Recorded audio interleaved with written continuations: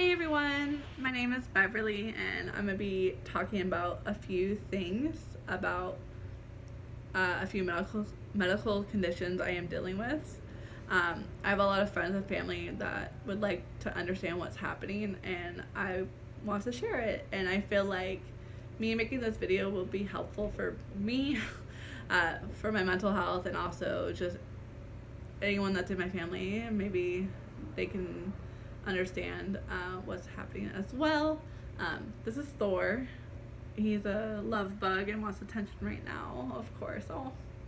Um, but yeah, so this video might be a little long and very rambly, and I do apologize for that. But bear with me, and I just hope that you enjoy it. But here we go. So if you don't know, I have nerve damage. That's not a diagnosis. It's just the main symptom to whatever it is I have. My doctors, I have about 3 doctors. I have 2 neurologists at Kaiser. I have 1 neurologist at USC. And I also have a spine specialist at USC as well. And of course, I have a primary care doctor. I have a lot of doctors, but it took me a while to find a good team. But anyways, my doctors are trying to figure out why I have nerve damage. There's a big mystery to this. All my test results come back normal. So blood work, they've tested literally everything in the bug. They've tested a bunch of STDs. They've tested metals, parasites, molds. There's so many things they've tested that it all comes back normal. The only thing that is abnormal is a thing called creatine kinase. I don't know if I'm saying that right. CPK. So if you want to look that up, it's basically a muscle enzyme that gets released when you work out or if a muscle is damaged. This is actually pretty normal. So if you do work out, a small amount of that in your bloodstream is normal, but if you have a high amount, it either indicates that you had a heart attack, which I didn't. I don't think so. Or you have severe muscle damage. And for me, that seems to be the reason. We do know that. My muscle damage is being caused by the nerve damage. So if you know anything about those things, you should understand that nerves are what signal your muscles to work. So if the nerve isn't signaling to the muscle accurately, your muscles can actually waste away and start atrophying and causing them to become weak. And I have some changes. The changes I am experiencing are in my quads. I can't get up from a chair without support. I'm in physical therapy to work on that. Hopefully that gets fixed because it's pretty annoying. It's actually really hard. I'll demonstrate it one day, but right now I'm obviously just here talking to you guys. I can't walk without a walker. My balance is so bad right now. I can't really stand up straight unless I'm holding on to something. And if I do stand up straight, it's I have to really think about it and not stress that I'm gonna fall or my knees are gonna cave in or something. So the muscle damage I am receiving are in my quads and my bigger muscles. So the muscles that you need to walk are being affected, not in a crazy way. I found out just recently because I had a muscle and nerve biopsy that the muscle changes are actually not that crazy. The nerve damage is what is the main issue. Look how cute you are. So we're dealing with that. For the longest time, they kept on telling me that I could possibly have a thing called CIDP, which is called chronic inflammatory demyelination polyneuropathy. It's a mouthful. So CIDP basically is the chronic version of a disorder called GBS, Guillain-Barré syndrome. I don't know if I said that right, but it's a rare disorder, and they feel like I have the chronic version of that, and basically meaning like your myelin, that is the fatty substance that protects your nerves, are being damaged by your immune system. So basically, my immune system thinks that my myelin is an enemy and is destroying it. So that is what they think, and some doctors don't think so, some doctors do. At this point, I think it's a possibility because they're saying neuropathy, but the one neuropathy they are mentioning is polyneuropathy, and polyneuropathy is a part of that. So, and my nerves are being damaged, but I don't want to say that is what I have until I see these people tomorrow. So, I don't know. It is a rare disorder. It's not that common at all. It's not curable. What I've learned is that whatever I do have, none of it is curable, and no neuropathy is. So, or myopathy, anything. The only thing that is possible is recovering from the symptoms that you got. Like, if you start treatment, you're able to, like, recover certain things. Maybe not everything, but a lot of it. Like, I'd be able to be a little bit stronger enough to go to work or walk down a street without a walker, you know? Which is all I want. Like, life is short, and I'm grateful to not even, like, I'm so grateful to just be here, but the simple things I miss. I just miss walking down the street and not worrying about anything. I can't step on a curb, you guys. I can't, like, just naturally, like, step up and just keep walking. I have to, like, seriously sorry, my boyfriend just texted me. Seriously have to think about what I do every second I do. And it's not saying I can't do it. I can do these things. It's just a lot harder, like, so much harder. Like, me stepping up on a curb, it feels like I'm climbing Mount Everest or something, which I'm not. Then I'm not exaggerating. If anyone has dealt with this, they probably understand. I can't explain it to the people that have not. It's so hard to explain. I can say I have muscle weakness, but it's so much more than that. But anyways, we're trying to figure that out. For another thing is that people ask if it had to do with my neck. I had a herniated disc back in March.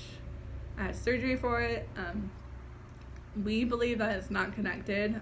I do have nerve damage in my arms. And I've noticed over the last couple months that those are getting worse. I can't lift a few things without dropping them, or I can't, like, buttons, like, if I want to button up a shirt, it's uncomfortable. I could do it, but I can feel, like, my fingers get numb. I have tingliness down my arm, numbness down my arm. Again, like, I had that prior to the surgery, so, but it wasn't as significant. It's, like, pretty bad now compared to it. And I don't want to say the surgery made it worse, because I don't think so. I feel like whatever I do have was going to get bad no matter what, even with that surgery, with or without that surgery. I really don't know, because I just don't know. You can tell me. Because my neck got better. Like, my neck doesn't hurt anymore unless I'm, like, bent over too long or something, or, like, you know, reading something too long. It just depends. Like, I feel like certain things have gotten better when it comes to having that surgery, but certain things did get worse. After my surgery, my balance got a lot worse. This is embarrassing, but I'm gonna say it. I don't pee myself. I haven't peed the bed or anything, but I do have to be near a bathroom. Like, if I'm not near a bathroom, I might pee myself. Just because I'm not able to hold my bladder as long as I think I can. And I don't know if that has to do with a muscle thing or a nerve thing, because I feel like my brain or the signal isn't telling me to go to the bathroom. Like, I don't usually have to, I don't usually know I have to go to the bathroom until like it's too late. Like it's like the moment I stand up, it's like, okay, you have to go to the bathroom like right now. Like get to the bathroom, and like I can't run anymore. And if I do run, I'm gonna eat shit. So I have to walk fairly quickly with my walker to the bathroom, and if I don't, I am potentially gonna pee myself. And that sounds ridiculous, but it happens, and I'm not embarrassed by it. Like, this is reality, and I'm not scared to share that with you. And I feel like for my mental health, I want to share this stuff because this can help anyone that's dealing with this. So I'm dealing with that. I can't get off the ground. I can get off the ground if I basically have to crawl to my couch.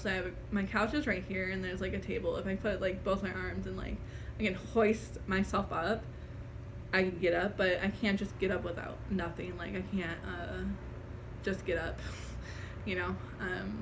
Which is, I'm working on that. Physical therapy, they're helping me rebuild my strength. For the longest time, we weren't sure if I could work out, because if you do have a myopathy or like a muscular dystrophy type of problem, they do say that working out isn't the best because you could fatigue that muscle more, and whatever muscle is damaged and you fatigue it, it's not actually good for it. It's actually going to damage it even more and cause issues.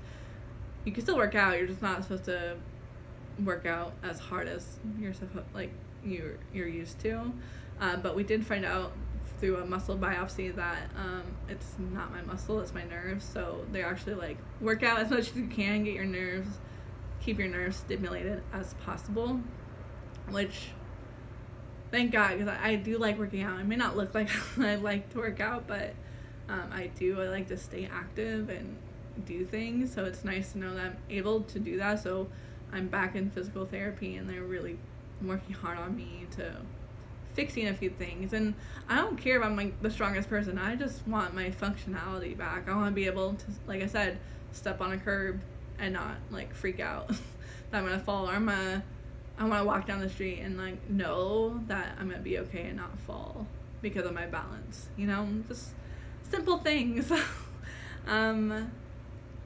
What else? I have a theory of what it could be, but I feel like that would cause a debate on here, so I'm not gonna say. If you guys want to know my theory, message me and you can let me know your thoughts. But I think my theory would cause a debate on here, and that's not what I'm here for. What else is happening? I don't know. I'm really excited for this journey. I'm excited to see what's gonna happen. And why I say that is because I'm not scared of it anymore. I'm just like, what's gonna happen is what's gonna happen. I do believe in God. I believe that he has a path for everyone. So I believe that I'm gonna be okay. I'm very positive. I'm very optimistic person, and just have to trust that I'm gonna be fine. Even though I may not be like curable, or it might not be curable, I know it's treatable, and I'm gonna overcome this and become a stronger person. I feel like I've already become a stronger person because of this. It's interesting. And I've said this over and over before, like, never say never. It's such a cliche thing to say, but it's the truth. Like, 8 months ago, I could not tell you that this was gonna happen. Or a year ago. Like, a year ago, I was, hiking, going to the gym, working full time, training dogs, dancing, going to my boyfriend's shows, and just, everyday normal stuff. Like, I was doing a lot, and one day I had a messed up foot that led to what I have now. So be in tune with your body, be like very like open and like awake. That sounds like, be woke. Like, don't be blinded by everything, and don't believe, like, if you feel like your foot hurts, go get it checked out. Like, I thought oh, I have a sprained ankle, I'll be fine. And I did go to the doctor, and we both agreed it was a sprained ankle. Like, it's as simple as that. Like, not all the doctors know what they're talking about either. So also find a good doctor that actually cares and wants to treat you. And yeah, I don't know. I can't explain to you what is happening because I really don't know. My dad had a brain tumor. If you do know me, he suffered a brain tumor, but he never had walking issues. And if he did, it was because of the brain tumor. It wasn't because of anything else. He had that brain tumor since he was age 13 to 47. Rest in peace. But he didn't have issues. He was able to work until he couldn't, you know, like, so it's kind of like, how do I have this and why? If you have questions, like, there's so much I can talk about when it comes to this. All I have to say is that to whoever has this or has nerve damage, muscle weakness, autoimmune disorders, just know that you're not alone. I can't say that this is easy because it really is not easy. It's not easy for anybody that's dealing with it. The person that is dealing with it, it's not easy for themselves or the people around them. Like, you definitely like want a good support team. If you don't, I can't imagine. Like, it's hard enough like with the support team I have, just because your mental health gets in the way so much of that.